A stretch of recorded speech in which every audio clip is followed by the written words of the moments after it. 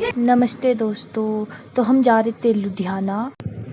वहाँ पर है प्रताप IPDA इंटरनेशनल कॉन्फ्रेंस 2024 की, तो इसीलिए हम वहाँ जा रहे थे। तो ये है कुछ रूपरेखा आज की, देख सकते हैं आप। इसमें अनु और मेरा नाम है, इसमें मेरा नाम भी आपने अभी देखा। तो ये नोटिस बोर्ड पे लगा है कि कैसे कैसे हमने प्रेजेंट करना है। ये कार्यक्रम की रूपरेखा है। महिलाओं सामाजिक, आर्थिक, धार्मिक और सांस्कृतिक चीजों में बढ़ चढ़ कर भाग ले रही है। तो अगर हम देखें, इसके इतिहास में काफी बदलाव हुआ है। इसमें हम इसे दो भागों में पढ़ेंगे। पहला भाग है 2500 ईसा पूर्व से लेकर 1500 ईसा पूर्व तक। दूसरा है 1500 ईसा पूर्व से लेकर 1800 ईसा ईस्वी तक। तो हम जान लेते हैं कि महिलाओं की प्राचीन काल में घर की स्थिति कैसी थी, किस तरह की परिस्थितियां थी उनके पास। तो इस काल में आमतौर पर जो महिला थी, ये वैदिक काल तो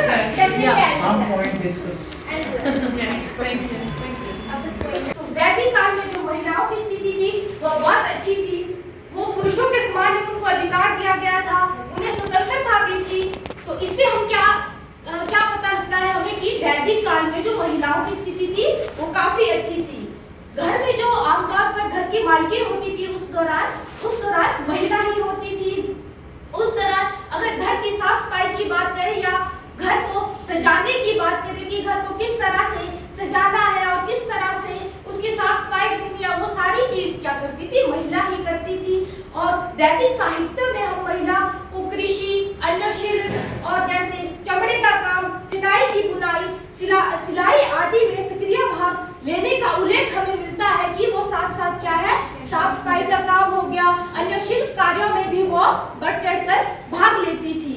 वो खेती भी करती थी और घरेलू वित्त का काम भी देखती थी। जैसे लेन देन का वैदिक काल में क्या होता था कि हम लेन देन प्रक्रिया का उपयोग करते थे कि किसी के बदले हमने चावल उन्हें दे दिया और उन्होंने हमें गेहूं वापस दे दी। तो इस तरह से क्या होता था, वैदिक काल में लेन देन की प्रक्रिया होती थी।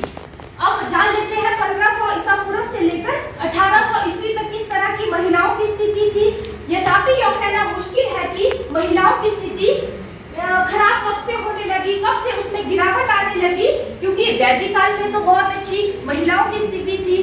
तो इसमें जो गिरावट के निशान दिखाई देते हैं वो 1500 ईसा पूर्व के बाद विभिन्न कालों में उनकी परिस्थिति बहुत खराब होने लगी, क्योंकि उस काल में ऐसी कुप्रथाएं आ गई और जो पुरुषों का क्या है, प्रभुत्व बहुत ज्यादा बढ़ने लगा, जिसके कारण महिलाओं की जो स्थिति थी वो खराब होने लगी। संक्षिप्त में महिलाओं की स्थिति दूसरी शताब्दी के महान निर्माता मनु द्वारा निर्धारित एक सिद्धांत उन्होंने दिया था। उस सिद्धांत में उन्होंने कहा था कि सभी चरणों में जो महिलाओं की स्थिति है वो कैसी है कि पुरुषों के अधीन ही रहना पड़ता था। अगर उनके बचपन की बात करें तो बचपन में वो पिता के संदर्भ में पल बढ़कर बड़ी होती थी, वो तब उनके अधीन रहती थी। जब युवावस्था की बात या शादी की बात होती थी तब वो पति के अधीन होती थी। अगर वृद्ध अवस्था में हम या विधवा अवस्था में बात करते हैं तो उस समय की जो परिस्थितियां थी उस समय भी अधीन रहना पड़ता था। इससे हमें ये पता लगता है कि महिलाओं का पूरा जीवन किस तरह से हो गया था कि उन्हें पूरे जीवन में अधीन ही रहना पड़ता था, किसी दूसरों के प्रति पुरुषों के अधीन रहना पड़ता था। इसमें हमें यह पता लगता है कि उस समय की स्थिति बहुत ही ज्यादा खराब होगी। जान लेते हैं कि महिलाओं की स्थिति संपत्ति के उसमें कैसी थी। इसमें हम बात करेंगे 2500 ईसा पूर्व से लेकर 1500 ईसा पूर्व तक की। वैदिक काल में पति और पत्नी दोनों ही पारिवारिक संपत्ति के संयुक्त स्वामी थे। जितना हक पति का होता है उतना ही हक पत्नी का भी था। तो दोनों ही पारिवारिक संपत्ति के समान हकदार थे। ऋग्वेद में हमें पता चलता है कि बेटियों को संपत्ति रखने का अधिकार है और जितना हक उन्हें बेटे के समान ही हक दिया जाता था। जो अधिकतर महिला थी उन्हें काफी अधिकार दिए गए थे। महिलाओं को अलग से संपत्ति रखने की अनुमति भी दी गई थी। अगर वो चाहे तो अलग से संपत्ति रख सकती थी, जिसका पता हमें स्मृतियों में स्त्री धन के रूप में पता चलता था कि वो अपने पास स्त्री धन के रूप में धन एकत्रित करती थी, संपत्ति एकत्रित करती थी। जान लेते हैं सबसे ज्यादा योगदान था जी की बात करें, बाल विवाह को रोकने के लिए उनका बहुत ज्यादा योगदान था। अगर हम स्वतंत्रता के लिए जिसने चिंगारी भरी वो महात्मा गांधी जी ने नारी उत्थान के लिए विभिन्न प्रकार के कार्य किए, जिसके लिए उन्होंने उन्हें जागरूक किया, जिससे हमें स्वतंत्रता प्राप्त हुई। अगर हम वर्तमान में बात करें, भारतीय नारी को विवाह का अभी वर्तमान में अधिकार है, क्योंकि विभिन्न प्रयासों के बाद ही ये सफलता हमें प्राप्त हुई है कि महिलाओं को भी अधिकार, वो चाहे स्वतंत्रता की हो, समानता की हो, न्याय की हो, महिला को सभी चीजों के अधिकार दिए गए हैं।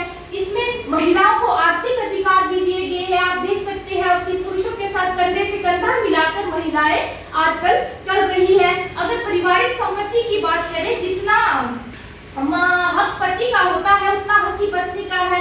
तो महिलाओं की क्या थी कि जो परिस्थितियां अभी है वो काफी हद तक सुधर गई है। आप राजनीतिक क्षेत्र में देख सकते हैं, महिलाएं चुनाव लड़ रही है, उन्हें मत देने का अधिकार है।